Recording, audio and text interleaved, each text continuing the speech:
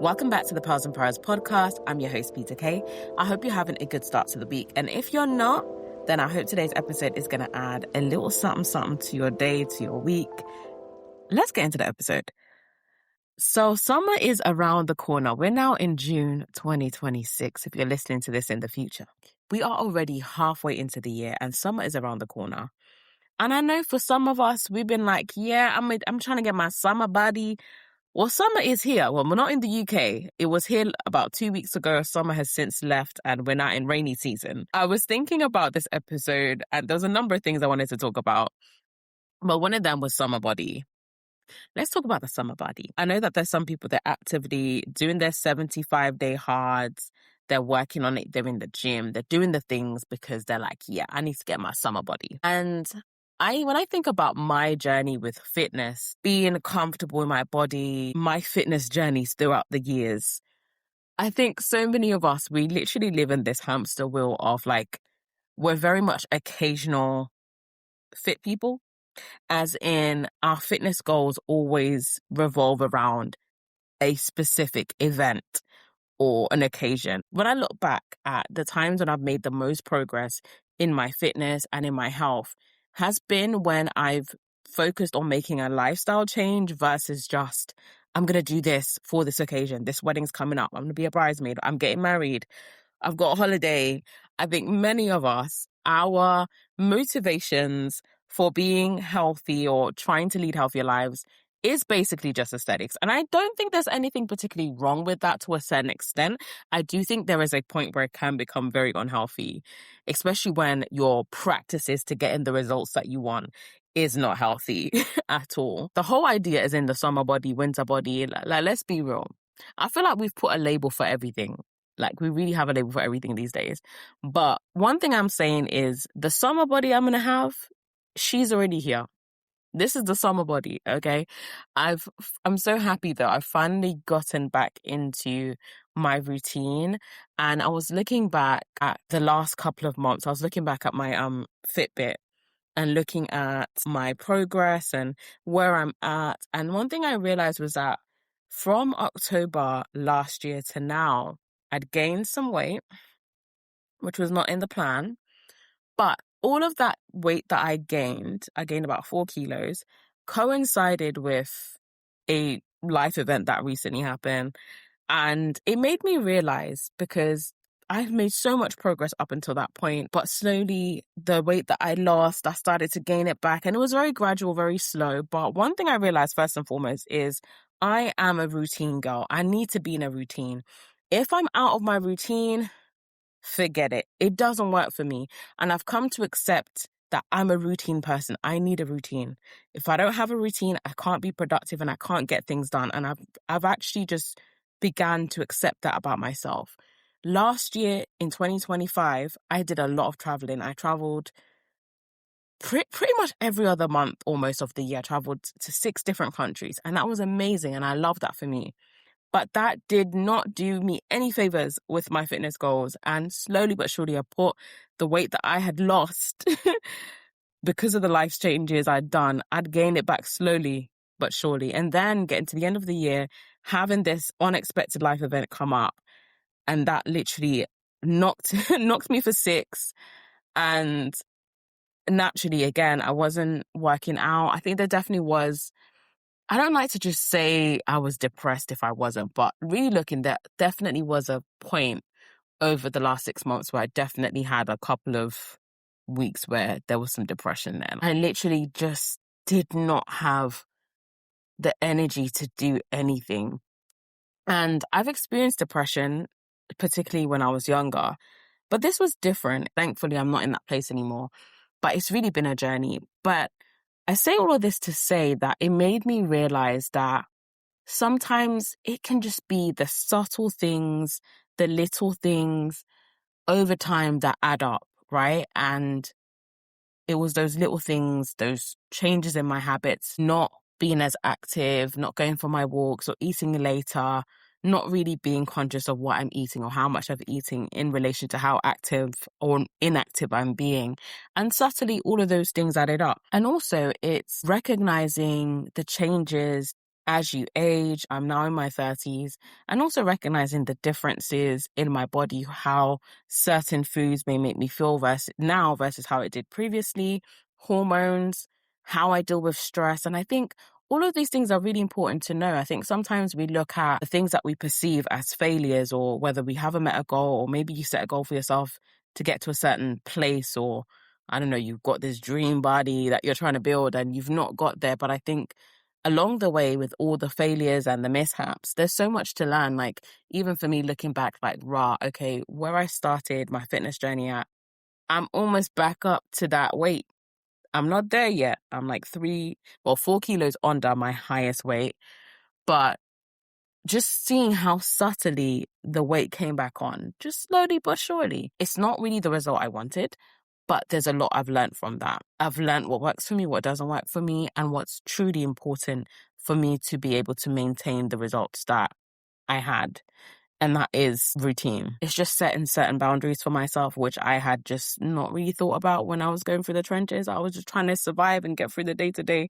I say all this to say, have you got your summer body? Or is your summer body finance at the moment?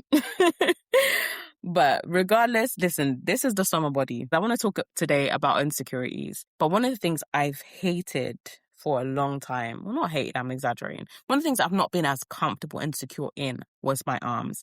So I would always wear like long sleeve or short sleeve, but I would never wear like a spaghetti strap item. Also, before in the church cult that I was in, we weren't even allowed to wear that anyway. But I just wouldn't feel comfortable because I didn't like my arms. I hated the stretch marks that I had on my arms, and I felt like, oh my gosh, everybody's looking at them. So it was always something I was very self-conscious on.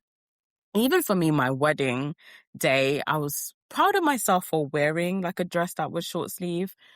I got married in September, so there's no way I was going to be wearing long sleeve. But I think that apart from that particular event, there were very rare times that I would wear anything that was like short sleeve or strapless or anything like that, because again, I hated my arms. I would always try to like hide or not show them. But I think it's probably the last 2 years that I made a decision like, do you know what? The arms gonna be shown.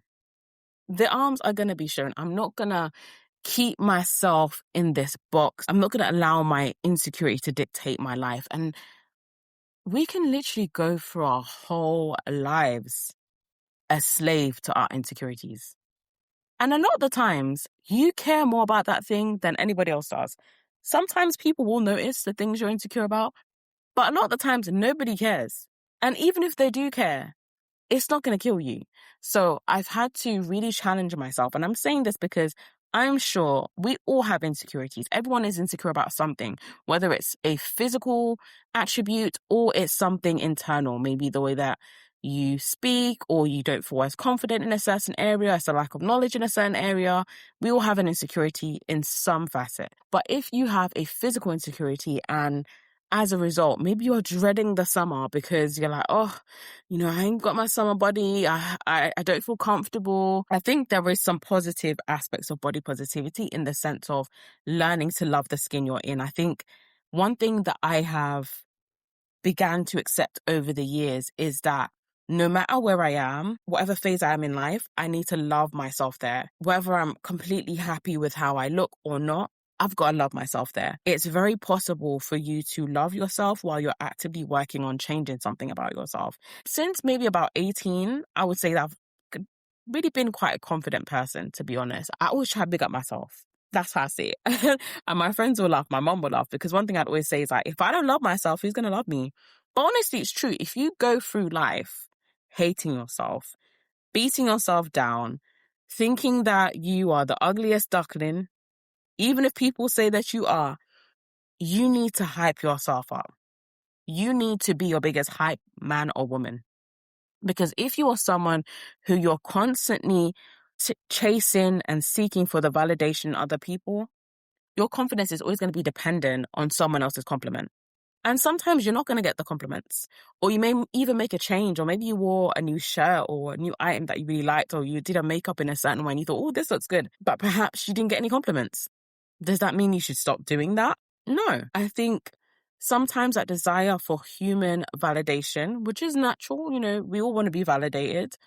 But sometimes you've got to learn to validate yourself. And I think in some aspects, like I was saying, I think body positivity and the movement in some ways can be positive, encouraging people to love themselves, love the skin that they're in. I do think that there's a level of body positivity in the sense of course, embracing yourself, but also there's an element of your health you got to think about as well, But that's for another topic that ain't for today. If you have been feeling stressed out because summer is coming and your body is not ready for the summer, then listen, your summer body is here right now. Of course, you can actively start working on the things, but you are ready for any season, even if you feel like you're not. Now, segueing a little bit into something else I really wanted to talk about. I think I'm trying to remember if I put it in a voiceover on one of my TikToks. I can't remember if I did or not, but one of the spending triggers that people don't often recognize is insecurities. There are certain insecurities that people have that can be triggers for how they spend. If we talk about something aesthetic or cosmetic even, beauty industry, let's talk about that. There's so many different products that are marketed to us that we need to have this product. It's a must-have. We talk about a must-have. We talk about our staples and our go-tos, right? Let's say I have an insecurity about my hyperpigmentation as an example. Naturally, because I have that insecurity, I'm most likely going to buy products which are supposed to help with my hyperpigmentation. That's going to trigger me to spend. If I hear about this new product that's really good and people are talking about, oh my gosh, it completely resolved my hyperpigmentation, I don't have it anymore, that's going to trigger me to spend most likely, because that's an insecurity that I have that I want to be resolved. And I'm hearing that said product is going to be the thing to help me to resolve my problems. There are many different things that can trigger us to spend, but insecurities, whether they are physical insecurities about the way we look or not. I mean, the beauty industry is a big industry. There are millions and billions of money that is pumped into that industry, naturally, because we want to look our best. We want to look and feel our best. And those industries thrive off of that desire, whether they are from a place of insecurity or just from a place of course, you want to look your best. Nothing wrong with that.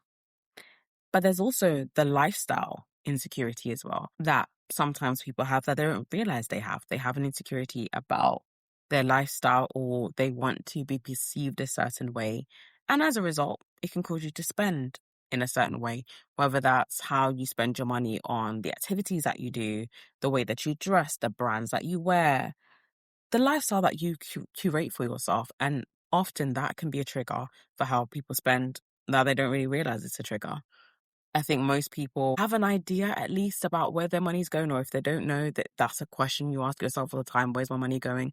But often people don't really ask themselves, why do I spend the way that I spend? And that's one of the things that I often speak to clients a lot about, really dissecting and getting into the nitty-gritty of why they spend the way that they do, particularly if they are someone who overspends, or if they are someone that has habits that are hindering their finances, whether they're overspending, getting into debt, using more on credit than they'd like to. So that's normally one of the things that I kind of help people to think about, like, why are you spending the way that you spend? And a lot of the time, sometimes there are certain insecurities that people have, or they feel like, oh, I should be doing this or that. I should be going here or there, going on these holidays. And it's crazy sometimes when we do these things, we don't even realize we're doing it. But again, this is why I think it's important to have moments of reflection in your day. Because if you're not careful, your whole 24 hours can be influenced by someone else's ideals of what you should be thinking about, what you should be doing. And it's so easy to consume so much information that you just get confused, quite frankly. Or you become that kind of person that you store up all this information and you do nothing with it. So I say all this to say, it's really important to think about and to have a more of an understanding as to why you spend the way that you do. And also to think about, do I have any insecurities that are influencing the way that I spend? Is there anything? What are my areas of weakness? Because we all have an area of weakness. For some people, it's activities, it's experiences, it's holidays. For others, it's physical items. It might be clothes, trainers, whatever it is, food, eating out. Everybody has their thing. Everybody has their vice, but it's really just having an understanding and knowing what yours is. Because I think unless you are aware of your weakness, you're never going to be able to overcome it. If you don't actually know what your weaknesses are, how are you going to be able to overcome that weakness? This episode was a little bit, a little bit different, but I just wanted to talk about some of those things, share some of my thoughts with you. And I would love to know, could you relate to any of the things that I spoke about in today's episode? I hope it made you laugh or made you think about something, and that you're going to be able to apply something to your life. Because ultimately, that's the whole point. I think sometimes we take things too seriously, and sometimes I guess we don't take it seriously enough. It's so difficult to strike a balance, right? I think sometimes we're very polarized. We're either on one side of the spectrum, and I think life is not always as black and white as we make it out to be or as we perceive it to be. But if you did enjoy today's episode, then let me know. Share this episode with a friend. As I wrap up this episode, I do want to encourage you. If you didn't listen to last week's episode, definitely check that out and have a listen. I think you will enjoy it, especially if you enjoyed today's episode. But yeah, definitely check that out. And if you're not already following the podcast, then definitely follow. Share this with a friend. If you are listening on any podcast platforms that allows you to leave a rating, then do leave your honest rating. Of course, I'd love for it to be 5 stars, but I would rather your honest rating than just for you to inflate my ego. But yeah, if you enjoyed it, then definitely leave a review, leave a rating. And to wrap up this episode, I am going to share with you my pearl of the week, as I realized that I didn't share that in the last episode. So my pearl of the week is this: only you can set your pace. And I say this because a lot of the times I feel like life is moving so fast, like there's always something that I need to do, or I feel like I need to tick off the list, or everything is so busy. And sometimes when I take a step back, I realize that I've just not been setting the pace for myself that I can actually maintain. And I'm allowing all the things that I feel like I need to do. And sometimes there are actually things that I need to do. But I'm allowing all of those things to dictate my pace. Only I can set the pace that I know that I'm able to maintain. It's like when you go for a run. If you try to run too fast, too soon, you're not going to be able to keep that pace. You're going to burn out. You're going to get tired, and you're not going to be able to finish your run. If I want to be able to finish my race, I need to set my pace. The pace that is comfortable to me. It's a pace I can maintain.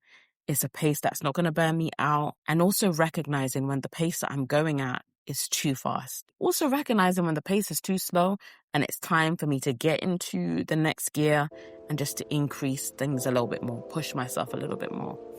But there are going to be times where I need to keep the pace slow.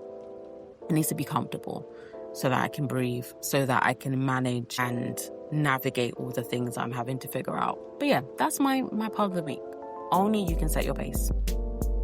I hope you've enjoyed the episode, and I'll see you in the next one.